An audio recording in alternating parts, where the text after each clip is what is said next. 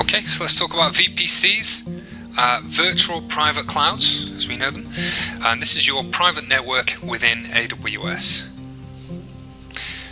So when you first start working with AWS and you maybe launch an EC2 instance, and we're going to get into EC2 instances and how all that works in a short while, but once you launch an EC2 instance, which is just machine learning and machine in the cloud, you need to position it within a network so that you can control who has access to it, which entities have access to it.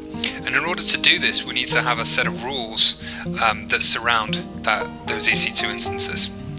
And as such, you can see on this diagram that we have EC2 instances signified by these orange blocks, and each of them have what we call a private IP address associated to them.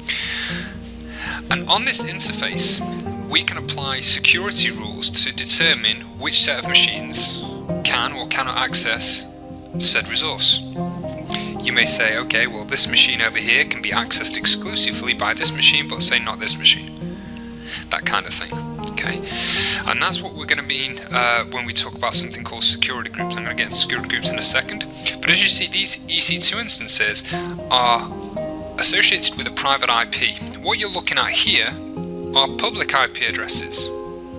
These mean that when you have someone from the outside world trying to reach your network, providing you allow them access, of course, because you have that granular control, they are going to be able to access these resources because they have publicly routable IP addresses.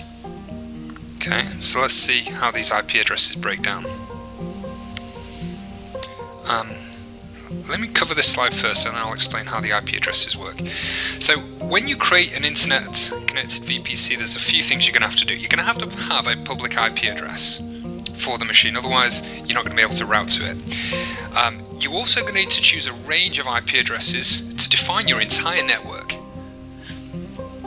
Once you have that range of IP addresses defining your network, you'll carve that up into what we call subnets, or smaller ranges of IP addresses.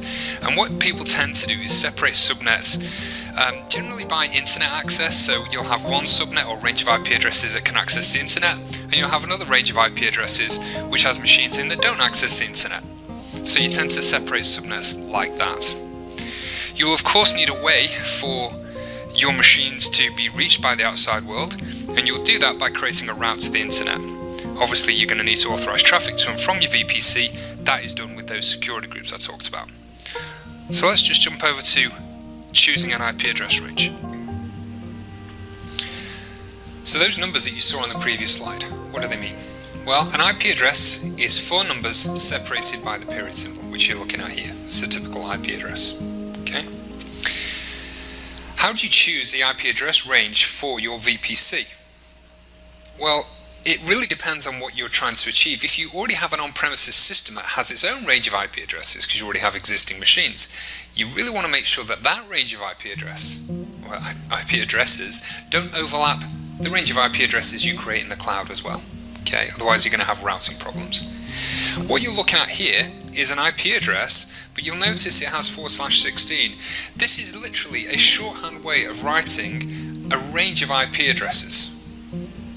Now, in previous courses, perhaps in advanced architecture, we would go into a little more detail about how these IP address range syntax are created and what these /16 means. At this stage, I think for a very high level perspective, for those who aren't that familiar with VPCs, I wouldn't worry about it so much. It's just focus on it being shorthand notation to describe a range of IP addresses. If you're already in the networking world, you already know what this stuff is anyway. So let's talk about the subnets. We have one big range of IP addresses here, /16. This is a big range of IP addresses for the VPC. And then we have smaller subnets on smaller, even though the number's higher, smaller ranges of IP addresses for each of these availability zones. As you can see, these are availability zones. We talked about that earlier on. So we have 3 AZs, we have 3 individual subnets, and by default they're all going to be private. Why are they private? Because you haven't created a route to the internet.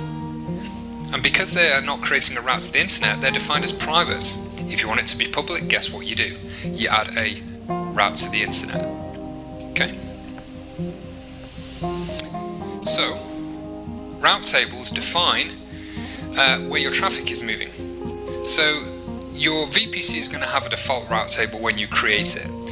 But obviously, because we like to give you the power to do this, you can go in there and control different route tables for different subnets to control how your traffic moves in and out of your VPC. So this is what it would actually look like if you were to go into the console and see your VPC route table. This is a range of IP addresses here, cider block, and this is saying any traffic that's destined for any interface or machine or IP address in that range will be routed locally, which is what you want. As you can see here, this is an internet gateway inside your VPC, and if you want to have traffic reach the outside world, you're going to need to have this internet gateway, otherwise it's going to be a private subnet, isn't it? And you're not going to be able to route to the outside world. So how do you package that into your route table? You're going to do it like this. Here's the original rule you had, saying all traffic destined for the local VPC is going to be routed locally, as you'd expect, but anything outside of that range of IP addresses signified by this 0000 will be sent to the internet gateway.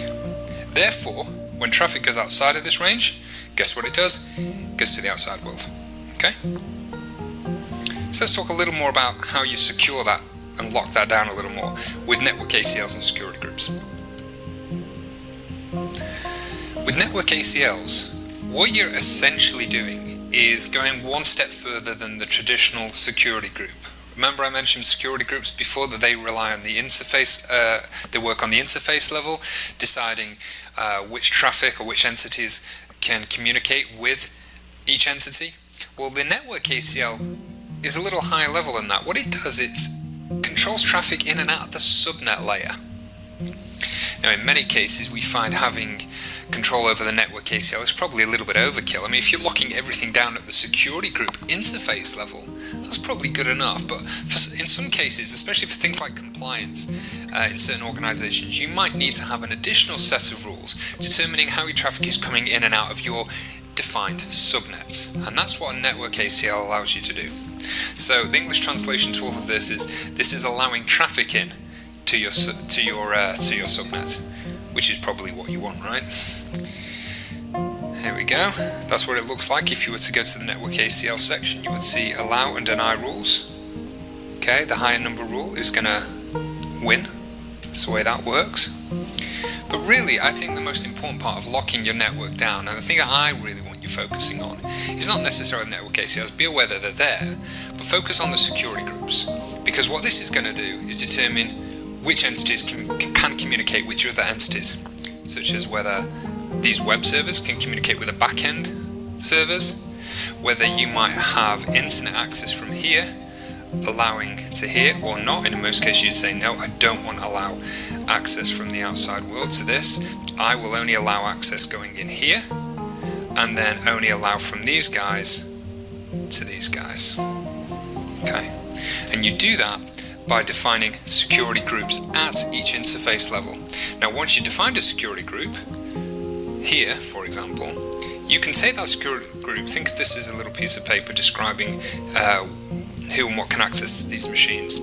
You can copy that onto all of these interfaces.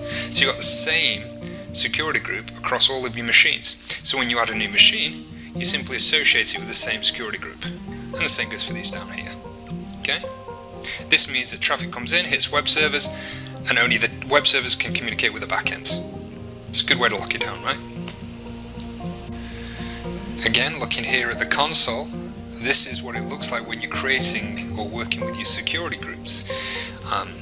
As you can see here, we have a couple of security groups, one for the web servers that you saw on the previous slide and one for the backends, and they're associated with your VPC. You've given them a group name, and they have their individual group identifiers, so you can recognize them by their group ID.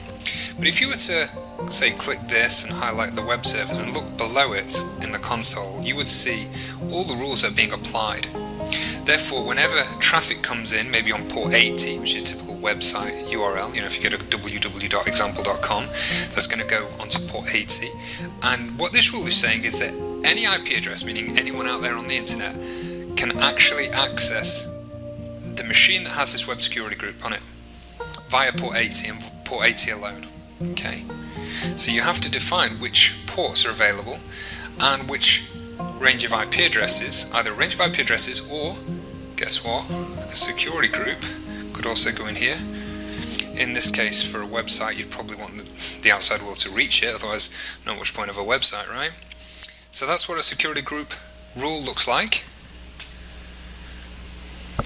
And what this is saying is we're having a custom rule here saying only on this port range here that we can have this range of IP addresses, or, as you can see here, see how they're linked? This is nothing more than a range of IP addresses when you think about it. If you've got a tag, or tag's probably the wrong word, a security group ID, that is referencing the security group rules for a set of machines which have IP addresses. So you're really doing what you did on the last slide by defining an IP address range here. Yeah? So you're saying the web servers can communicate with the backends providing they're going on this port. Okay? In English, only instances in the web server security group can reach instances in that security group. Couple of notes on this. You want to follow the principle of least privilege. Don't open up all your ports to every IP address in the world. Only allow access from machines that specifically designed to send traffic. In other words, if you have backend servers that need to be communicated by the web server group, only allow access from them. Don't allow access from the outside world. It's kind of common sense, really, that you wouldn't open up all the ports. But this is what they mean by follow the principle of least privilege. Okay? Sure, you can read this. VPC allows creation of egress as well as ingress security group rules, so you can control what comes in, what comes out. Generally what you do is you have a one-to-one relationship between your security groups and the IAM roles, and we're going to talk about IAM roles in a little bit. So let's look on connectivity options for VPC. How do you wire them all up? How do they communicate from one VPC to another? Let's explore that. Beyond internet connectivity, of course you can create private subnets and public subnets, and those public subnets can have machines in that can be reached by the outside world, typical website type stuff. But in many cases you might want to create a network in the cloud and have that connected privately to your on-premises data center. You may even have multiple VPCs, and you may even have multiple accounts or third-party accounts or partners that you deal with that have AWS accounts, and you want to communicate across boundaries there. So you might want to have one VPC in your dev environment communicate with another development team in a different part of your organization in a different VPC, possibly a different AWS account. How do we do this? Well, I mentioned before you can restrict internet access by controlling the routing tables of the subnet layer, meaning that if you don't have a route to the internet, guess what? It's a private subnet. If you do, then it is a public subnet. But that alone doesn't mean these machines are routable. You would have to have public IP addresses on them as well, otherwise that's going to drop. The network ACL, as we mentioned before, can control internet access because it's determining what can and cannot move across the subnet boundary. What you're looking at on this page is an interesting technique where you have two VPC subnets here, and they're communicating from a private subnet to a public subnet, so that these essentially, by association, have access to the outside world. And you think, well, if I'm having a public subnet, why would I want these machines reaching the outside world? Well, what you're doing is you're saying any traffic destined for the local VPC is going to be routed locally, as you see here, but anything for the outside world isn't going to go to an internet gateway, like these guys over here. It's actually going to a network address translator here, or a NAT gateway. It means that all the traffic can go to this subnet, and then this subnet can reach the outside world naturally, because it has an internet gateway on it. Why would you do that? These machines can now be patched.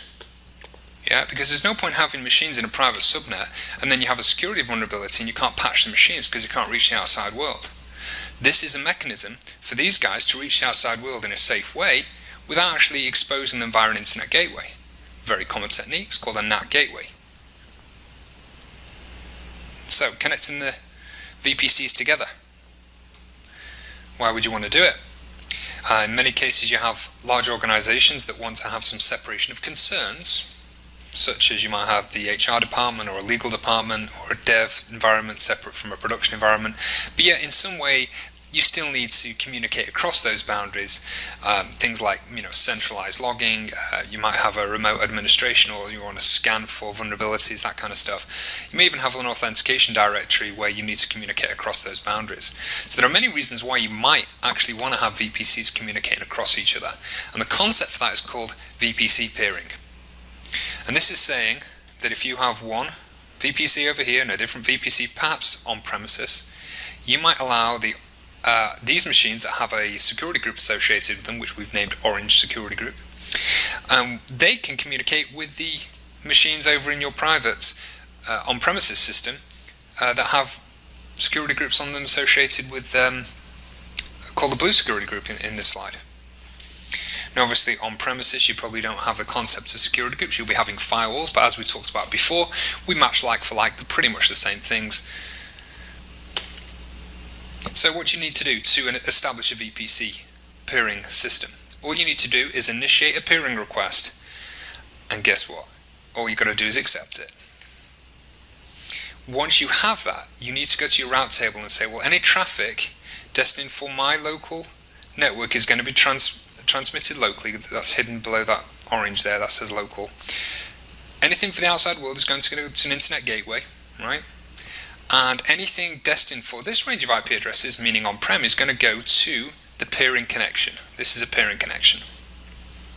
Okay? This is a virtual gateway, and maybe we'll get onto that later as well. So you're creating your routes. Once you've created the request and accepted it, you set up the routes, job done. Okay? One other thing worth mentioning on this connectivity issue is you can use virtual private networks to communicate between your on-premises network and the one in the cloud. And you're going to do that with a customer gateway on your on-premises system, this time we're on the left, and then you have a virtual gateway in the cloud, and you'll communicate across both of those devices using what we call IPsec tunnels. This is going to be your networking device, this is one we have in the cloud for you, and we have two IPsec tunnels here to create high availability. And this allows you to send traffic from here to here and from here to here, providing you've set up those peering requests, providing you've set up the security groups and security rules and all those other things we talked about as well. Okay? What happens if you don't want to go across a public internet with that traffic? Well, if you like, you can create an Amazon Direct Connect, and this is going to allow a secure connection between your network and your VPC. And Direct Connect is a dedicated line with lower per gigabyte data transfer rates. Great for high availability, and it just gives you a better, more consistent bandwidth. Yeah, because the public internet can be a little flaky. If you have Direct Connect, it's a lot more stable, and it allows you to transmit a consistent amount of data. And finally, let's just talk about how the VPC interacts with the rest of the services within AWS. I mentioned earlier on we have something called RDS, our Relational Database Service. That can sit inside your VPC, and what happens is when you have a machine here, which is essentially a database, you can communicate with that providing you set the security groups up in place, and it's resolvable by a DNS name, which resolves to the IP address range that we've provided for your RDS instance. So communicating from your instances to things like RDS and Dynamo, these things are quite straightforward. The challenge is when you start communicating to things like S3 and Dynamo, generally you'll go across the public internet for them, which isn't ideal. Most people would like to communicate from their entities to services like S3 and Dynamo, which are regional services. You'd like to be able to communicate to them, but not actually leave the VPC. And now we have an ability to do that with what we call VPC endpoints. So normally you would send your traffic to S3, and we'll talk about S3 later on. We would send traffic over to S3 and maybe store your items in here, and you can go across a specific VPC endpoint, and that means that you don't have to go via the public internet. How do you set that up? Well, you define this VPC endpoint here, as you can see, VPC endpoint, in your routing table to say any traffic destined for this tag here, this PL68, this is nothing more than a range of IP addresses identifying items within or destinations within S3, and that can then be targeted a specific VPC endpoint. So when you communicate with S3, it's not going across the public internet. You can use a very specific endpoint and directing it specifically to your VPC via your VPC. And you can do the same with Dynamo as well. And of course, like all things, you can lock things down even further with bucket policies. We haven't talked about that yet. We're going to get onto that when we discuss S3 and other things like roles. But generally, locking things down is very, very easy, providing you follow the principle of least privilege. Finally, just let's talk about VPC logs. All the traffic coming in and out of your VPC, or even to the interface level, can be tracked if you enable VPC flow logs. All you've got to do is set up flow logs, as you see here, creating a flow log. Once you've set that up, as you can see here, this is what it would end up looking like. This is showing you which port the address came in on, whether it was rejected or not, and you can see a time series event showing which entity was approached, what the IP address was, and the DNS ports, in this case, because it's 53, which is the DNS port. And you can see whether it was accepted or rejected. So that's it. VPCs is your private network within AWS. Let's have a look inside the VPC now, and let's explore EC2. EC2, other than S3, this is probably one of the most common entry points to working with AWS. One of the first things that I experimented with when working with AWS back in the day. It is an instance of compute power in the cloud. All you're really doing is purchasing or essentially renting a machine in the cloud for a certain period of time, and when you're done with it, you stop paying for it. Okay, it's very straightforward. If you're happy with it, you just keep it running. So that's how EC2 works. It's resizable, meaning that if you start with a tiny weeny little EC2 instance, and I'll get onto sizing types in a little bit, and you find that that's not doing what you need, not a problem, you can just scale up and get a bigger machine. So it's a resizable compute capacity. With that size of machine comes various categories. We have things like high memory usage, high CPU usage, that kind of thing. And again, I'm going to get onto the exact details in the next few slides. It does give you complete control over your computing resources. Once you launch your Linux box or Windows box, you can go into that machine and you can configure it as you choose.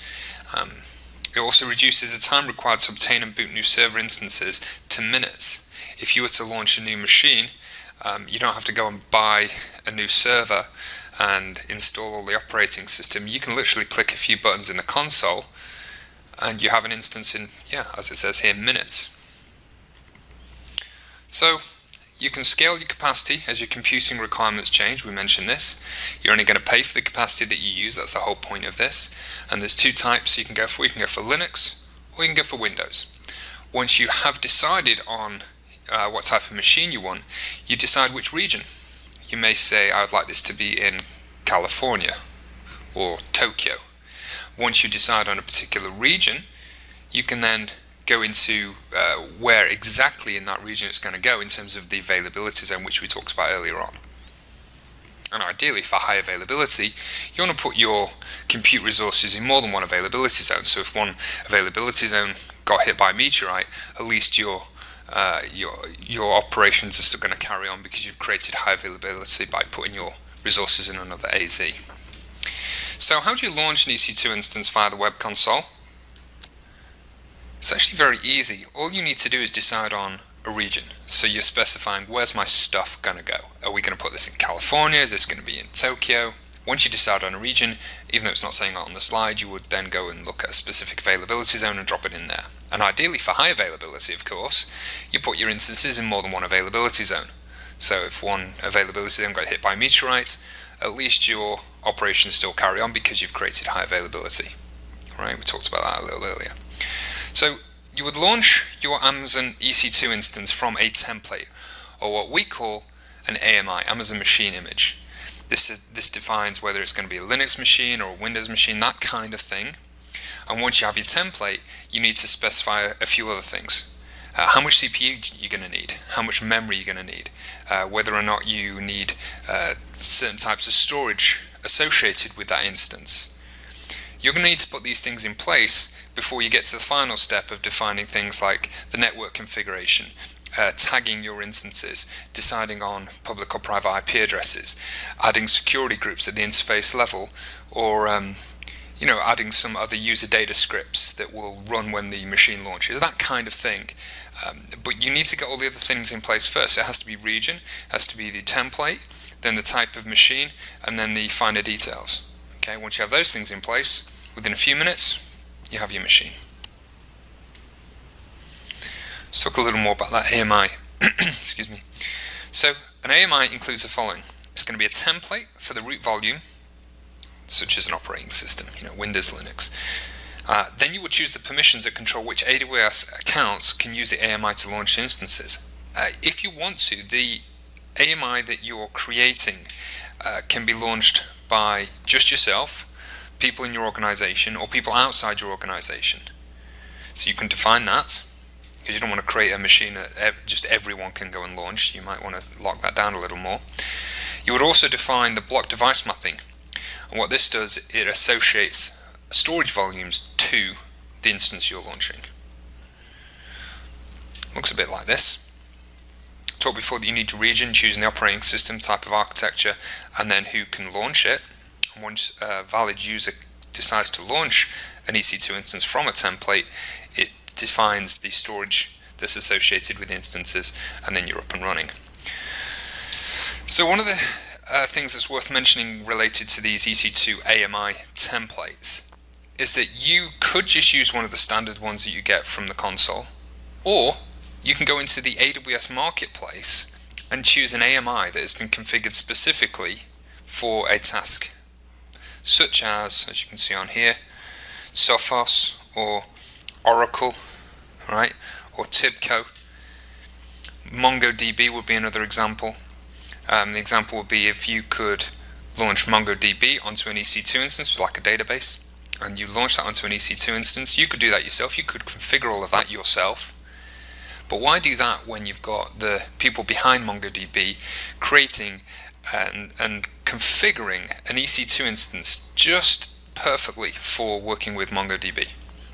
You're better off using AMIs or templates from the marketplace to do specific tasks or use specific software than you are configuring it manually. Most of these are free, meaning that you can just use a template that they've provided because they want you to follow best practices. But in some cases, namely people like these, they have licensing involved. So how does that work? Well, if you already have an existing Oracle license and you want to launch an Oracle AMI in the cloud, you can do that. You can bring your own license. That's what that stands for there. You can bring your own license, and then you don't have to pay a premium on the hourly rate of renting your machine. And that's how this marketplace works. These providers, for those who are charging for their AMIs, charge a little premium on the hourly rate on your machine. So you pay your normal EC2 rate, then you pay a little bump, which is what they're charging you, and then you get the machine with the perfect AMI. Okay, so that's how that works. So here's a diagram showing EC2 instances being launched from AMIs. Those instances go into a region. This could be California, and then you decide on a particular availability zone to drop your instances in. You associate those storage volumes, which is what you're looking at here. These are storage volumes. Think of them as little hard drives that you plug into your machine. And once those hard drives are associated with those machines, you're up and running and can operate. And depending on how you set your VPC up, traffic could be flowing in and out here, etc., for high availability. This area here that you're looking at is S3. We're going to talk more about S3 a little later on. It's just a storage data lake where you can store a ton of information. Many objects such as database backups, storage volume backups would go in there. They call these EBS snapshots. So if you take a snapshot of this volume, you can store that durably in S3 across the whole region. And because it's available across the whole region, hence its durability, you can then replicate the EBS volume back here. So if you had volume data, and I should probably change the ink for this, if you have some volume data in here called A, you can save that as a snapshot. Later on, you can then create a clone over here and copy the data from here all the way over here, because you can't go from here to here. There's no way to do this, by the way. This is one set of buildings, this is another set of buildings. You can't do that. What you have to do is you have to save it to a regional service like S3 that will replicate your data across the entire region, all the AZs, and then you can restore from S3 into another AZ. So that's how that works, okay? Two types of storage mechanism. You have the EBS volumes, which you saw here, right? So actually just going back to this slide real quick.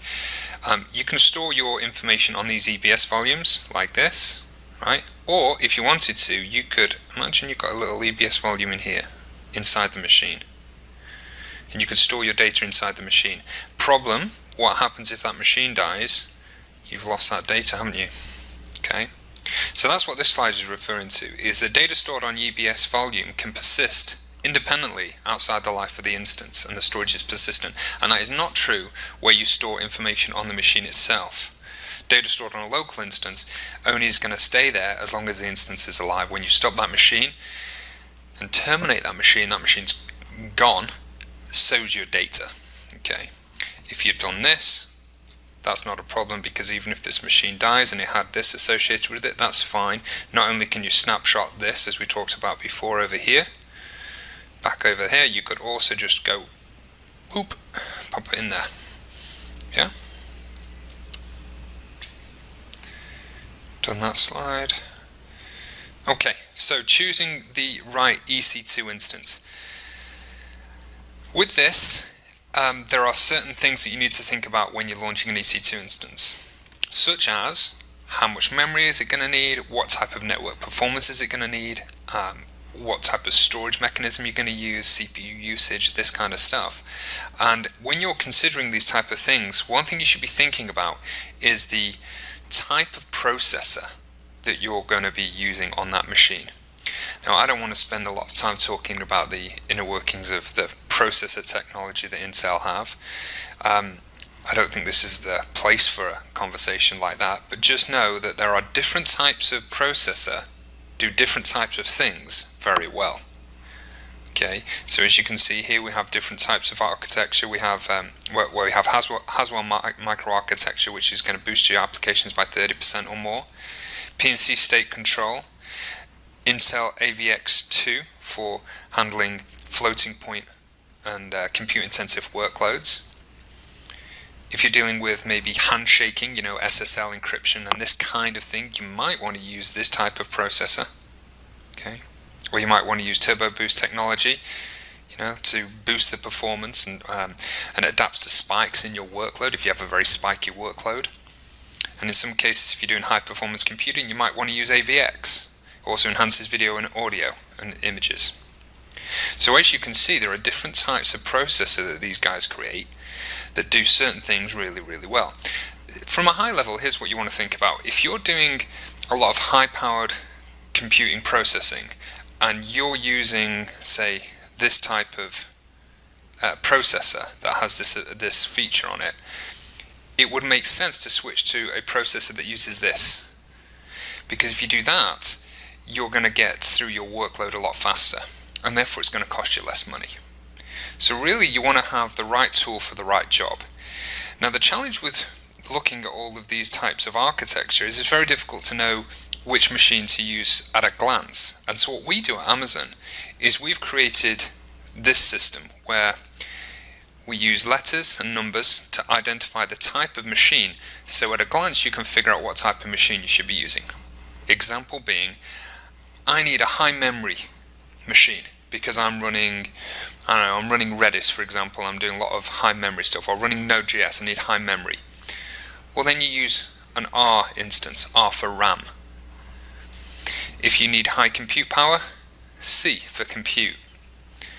Need graphics processors and machine learning, you might use a graphical processor that has all these different types of processor technology and designed specifically for that type of task. Maybe you're running MongoDB, you need lots of fast reads and writes. Well, in that case, you need a high I/O optimized machine with these type of technologies, and you would pick an I machine. You need dense storage, not a problem, use a D type machine. When I first saw M, by the way, I thought, oh, that means memory. No, I think of that as middle of the road, mainstream machine. If you want high memory, you're going to use an R type machine. In fact, we have a new one, which I'll get into later, called an X, which is really high memory. The one on the left here that you see, the T, this is slightly different than all the others. This is to do with burstable technology, meaning that if this is your typical traffic on a website, like that as a graph, there's your traffic coming in and out, it's very spiky. And in some cases, it might be really spiky, like this. So what you can do with a burstable instance is you have a baseline performance, and I'll change ink here. You have a baseline performance, and then it can handle these spikes because it works on a credit system, meaning that while you're not having these spikes down here, it's building up credits. And those credits can be used to handle spikes. The alternative is to just use a normal baseline system, like one of these guys, and you have a baseline like that. But it doesn't handle spikes as well as this guy. So, great for websites, where you handle spiky workloads. But if your machine computing task is very consistent, you might be better with some of the others. And again, so these are the different types: burstable, main, middle of the road type machine, one size fits all. It kind of does most things you need. High compute, high memory, high GPU, I/O, and dense storage. And that syntax, and using this T, M, and C, avoids you having to get into the details of this stuff. Okay, the number that you see on the right, that's the iteration. So an M4 is just like an M3, but just better and newer. You get the idea. This is just a chart showing what I just talked about, pretty much. The different types of machines are good at different things. High memory, 3D, application streaming. T2 is great for websites, and even M4s, M3 for legacy. So I want to talk a little bit about the instance that you launch and the metadata surrounding it. When you launch an EC2 instance, you have a few options. You could say, I would like my machine to run a script when it first launches or first instantiates. That may go and download Apache or download some other software or get something from S3, that kind of thing, before it becomes active. And that would be what we call user data. This is a script that you pass in, and it will run it when your system is instantiated. Great for things like configuration and just general getting up and running stuff. That user data, along with other meta information such as the IP address that the interface is on, that kind of thing, is all encapsulated within something called metadata. So user data belongs to metadata. And metadata is just data about your instance. And it's great because you can go into your instance and inspect that metadata. I'm not going to get into the weeds on this, but all you need to think about is that that is the IP address that you use when you're on your machine. If you go into your machine, maybe on a Windows box, and you go to that URL here, you can then go into the metadata and find out all the information on your machine. Okay. On a Linux machine, you can do this. All it is text returned back to you defining many things surrounding your machine. Now the other option, of course, is you can go into the console and see all this stuff. But it's sometimes very useful to retrieve instance metadata on the machine itself. Okay. Oops. So that user data, let's get back to that. You can either use Linux script, which is executed by Cloudin, or Windows batch or PowerShell script executed by EC2 config service. And the user data scripts are going to run once. Okay, so they run when they instantiate. When you reboot your instance, it doesn't restart. Okay, it doesn't redo your user data script, it doesn't rerun it. What you're looking at here is a typical example, maybe a Linux script. And this is a user data shell script that you write. For those of you familiar with shell scripts, you might recognize some of these things. All this does is goes and installs in Apache without installs in Apache without you having to press Y all the time. You know, when you install something into a machine, it says, do you want to install this? And you go, yes, yes, yes, yes. Well, the -Y stops you having to do that. This is going to install Apache, it's going to check it's all working, and it's going to kick things off. That's a typical user data script that you would run when your machine instantiates, right? Windows has its own style, like that.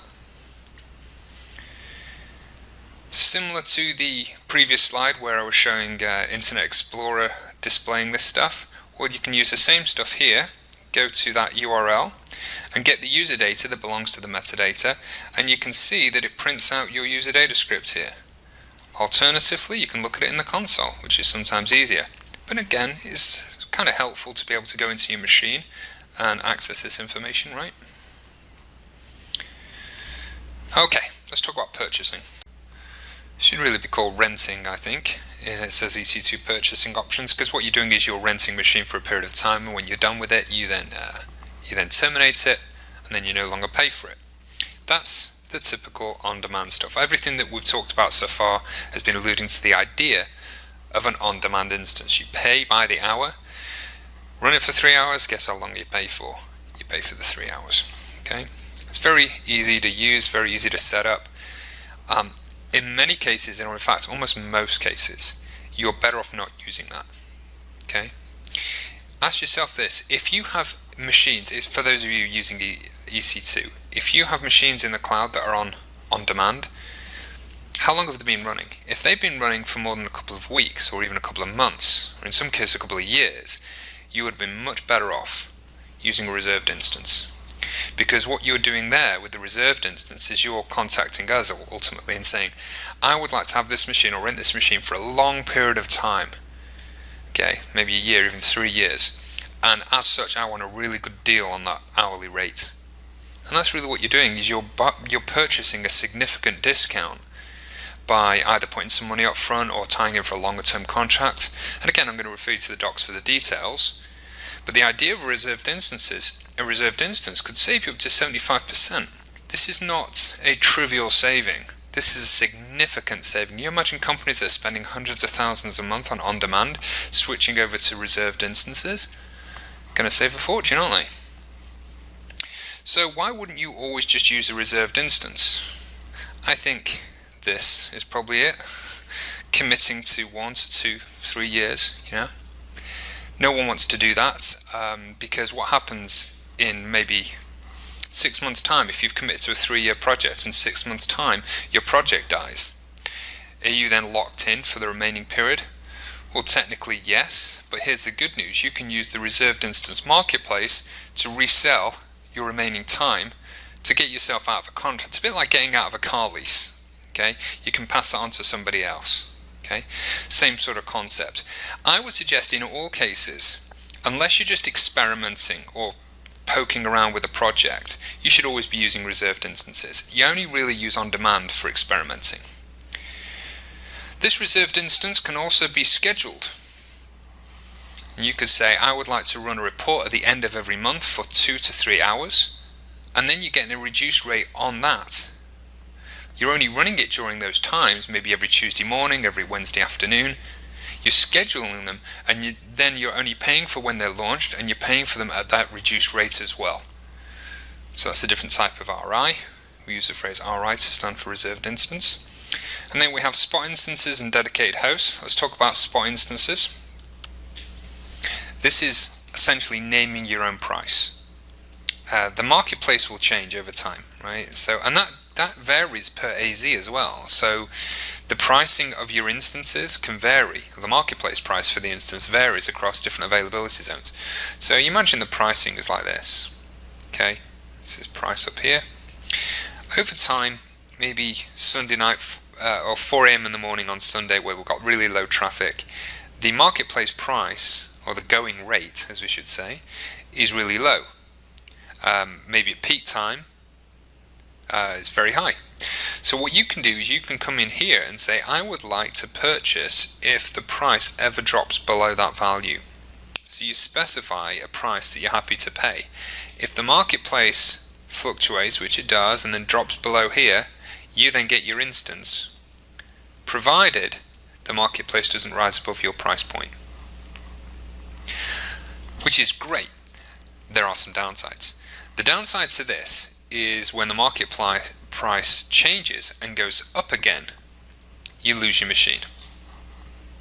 I can give you good news and bad news at the same time. You get a 2-minute warning. Okay, so in some cases this works really well. If you had perhaps a cluster of machines, say you had a cluster of machines doing a task, and then you said, well, why don't I name my own price and try and get a few extra machines at this lower rate, and then your job can complete faster because there's more machines working on it. And if more machines are working on it and completing the job faster, you're spending less time on these machines being running, so you can kill them off quicker. So therefore you save money on your existing machines and get your job done faster, because these are at a lower rate and these are run quicker. You get the idea? So spot instances can save you a lot of money, not only on the machines you're launching, but it'll save you your time per hour rate on all your other machines as well. And if this machine happened to die because it was at this price point and the price went back over and above your price and this machine was killed off, I should probably use red here.